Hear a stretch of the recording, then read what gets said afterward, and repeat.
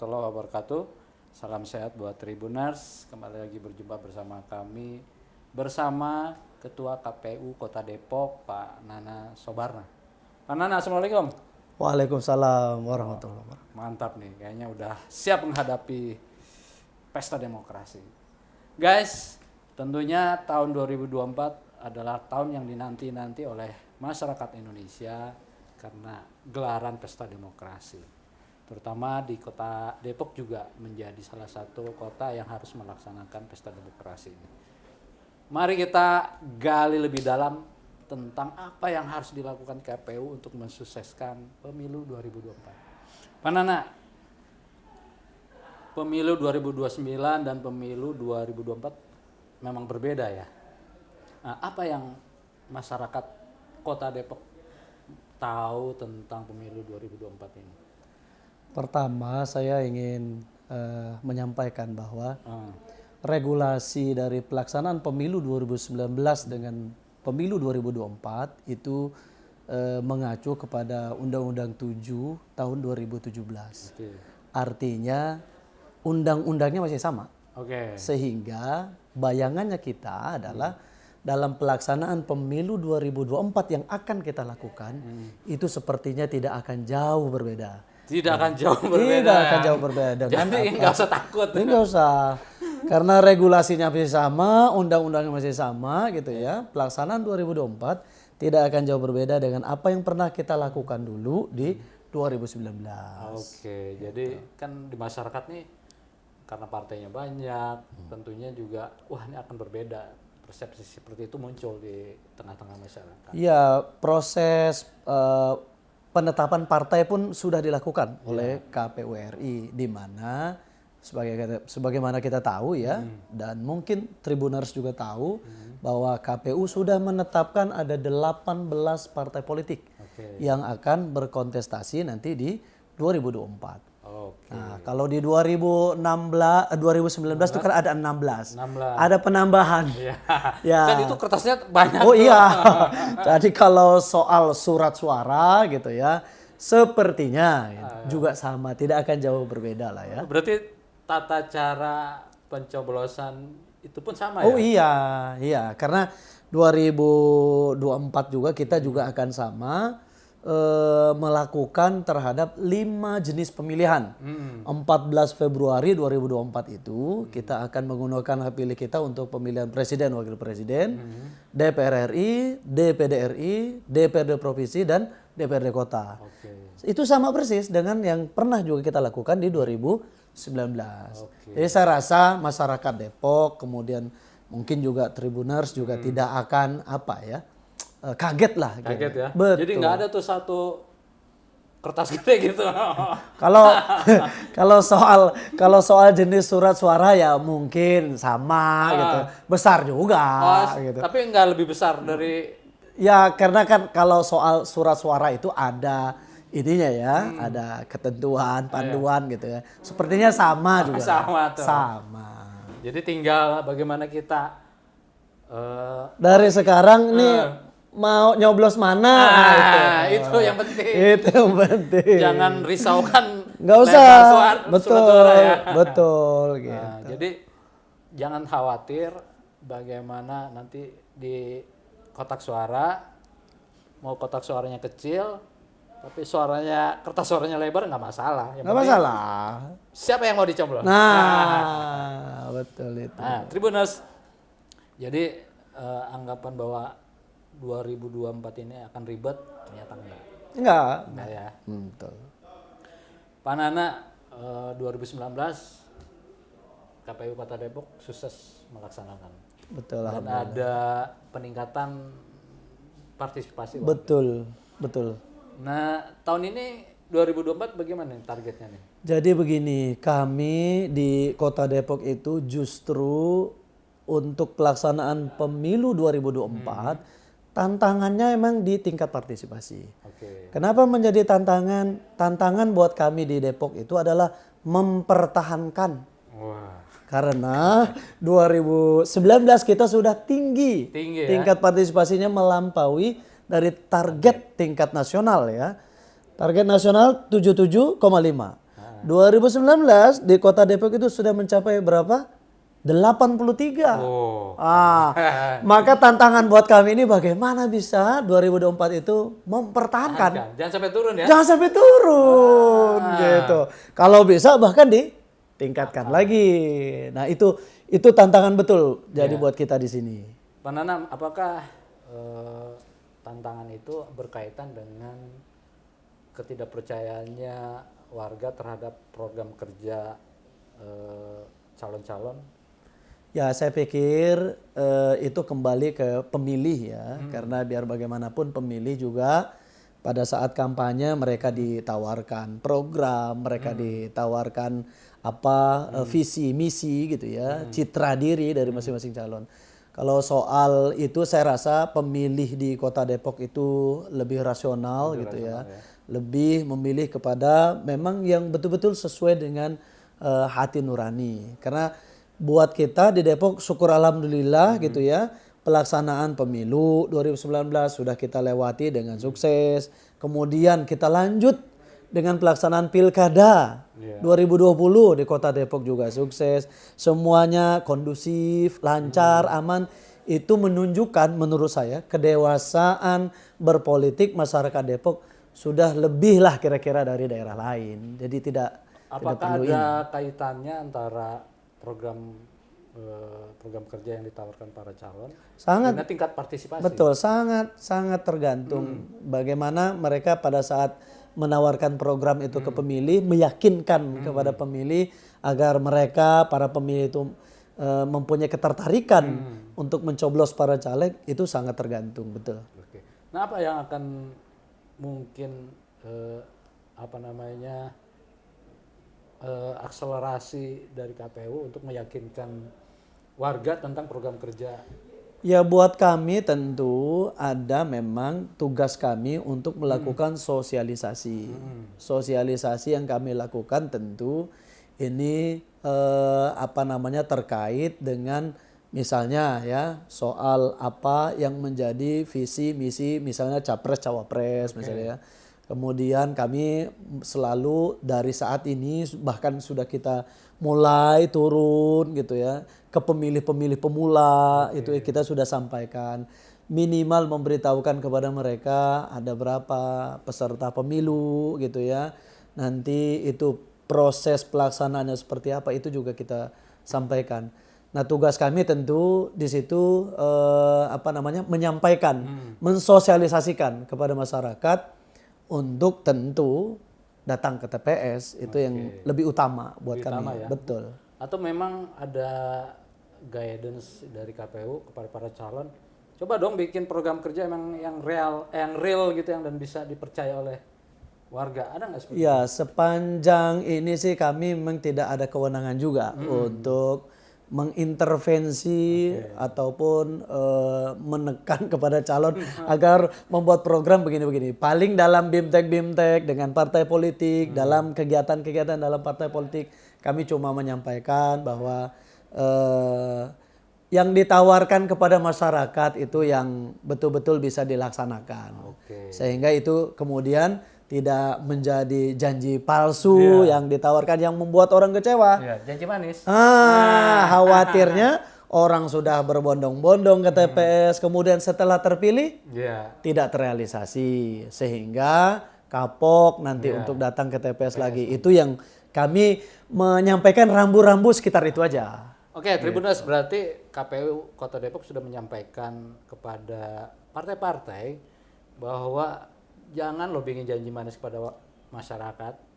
Tujuannya apa? Agar masyarakat yakin dan percaya bahwa para calon itu bisa mengaspirasikan aspirasi masyarakat. Betul, gitu ya?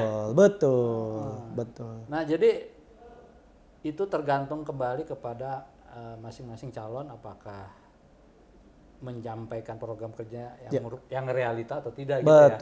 Betul. Nah, gitu, guys. Jadi yang pemula, yang milenial tetap yakin bahwa program kerja akan bisa dilaksanakan bila memang itu masuk logika.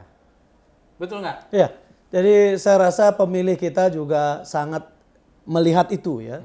Jadi apa yang kemudian ditawarkan, apa yang dijanjikan gitu ya, itu akan menjadi pertimbangan mereka untuk menggunakan hak pilih, mencoblos partai tersebut, mencoblos caleg tersebut gitu ya. Itu sangat-sangat mempengaruhi. Iya, jadi tidak hanya menjadi tugas utama KPU untuk meningkatkan partisipasi. Oh iya, kalau Iya, artinya dengan program kerja itu juga menjadi salah satu faktor ya. kalau soal partisipasi itu adalah tugas semua kita. Iya. Tidak hanya menjadi tugas kami sebagai penyelenggara, tapi seluruh stakeholder, bahkan termaktub juga dalam undang-undangnya. Di situ bagian dari kewajiban pemerintah. Bagaimana partisipasi masyarakat ini betul-betul bisa terdongkrak. Upaya-upaya tentu banyak yang bisa dilakukan. Nah karenanya kalau bicara tingkat partisipasi ya ini menjadi tugas kami penyelenggara, tugas stakeholder, tugas juga peserta.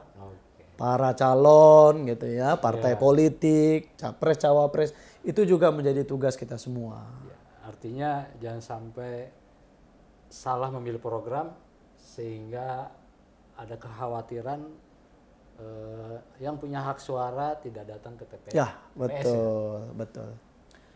Tribuners, guys, nah kita tanya lagi nih yang memang sering menjadi isu yang krusial pada saat pemilu. Pak Nana, berkaca pada pemilu sebelum-sebelumnya, isu money politik itu memang sering muncul. Nah, bagaimana dari pengalaman kemarin itu penilaian KPU terhadap praktik money politik di kota? Ya pertama bahwa kami itu selalu mengkampanyekan tolak money politik. Jadi setiap kesempatan, setiap waktu kita selalu suarakan 3 hal. Pertama, tolak money politik. Kedua, tolak politisasi SARA. Itu juga selalu kita gunakan. Dan juga tolak hoax. Ini juga menjadi penting buat kita. Nah, kami sadar betul bahwa masyarakat kita itu masih ada juga yang pragmatis gitu ya.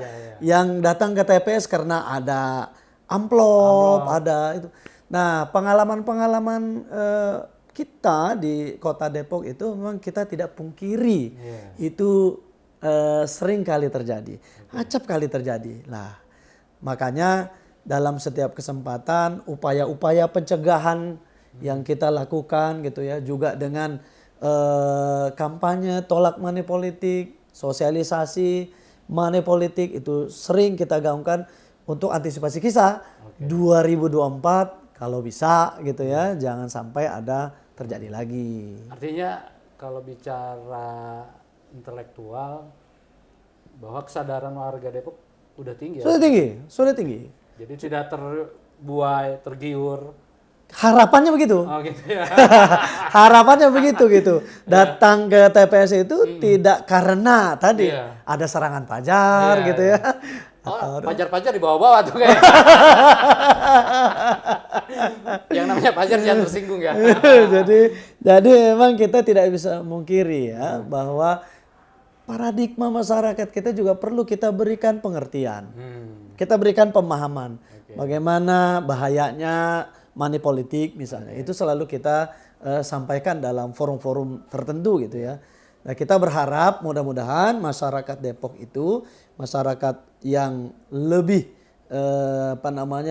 menjadi bisa kita kategorikan dengan pemilih rasional. Jadi datang ke TPS tanpa melihat money politik. Ini tugas KPU boleh diacungkan jempol nih karena berusaha keras untuk ya paling tidak meminimalisasi terjadinya praktek politik uang lah gitu.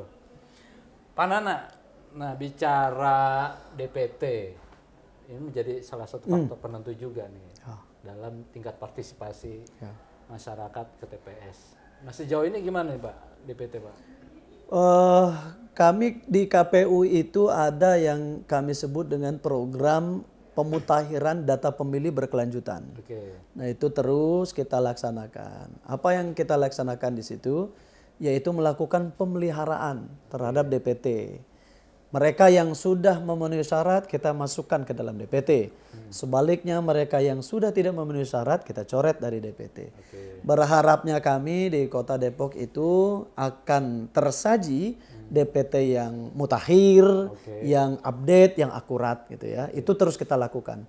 Dan sebentar lagi kita akan memasuki tahapan pemutaran data pemilih. Oh. Wah. Kapan tuh, Pak? Jadi kita akan mulai untuk melakukan, bahkan hari-hari ini kami sudah melakukan inventarisir, misalnya nanti terkait dengan TPS khusus. Ini kan berkaitan dengan pemilih ya, data pemilih yang terus kita lakukan. Jadi upaya-upaya itu tetap kita persiapkan secara matang supaya hak masyarakat, hak pemilih untuk memilih betul-betul bisa terakomodir dengan mereka kita masukkan ke dalam DPT. Dan juga begini Bang Dodi dan Tribuners, bahwa kita juga berharap ada semacam upaya yang lebih agresif dari pemilih, dari masyarakat. Dengan apa Bang? Dengan bisa mengecek dirinya apakah terdaftar atau tidak. Oh. Hanya lewat online, smartphone gitu ya. Tinggal klik cek dptonline.go.kpu.go.id itu bisa. Oke.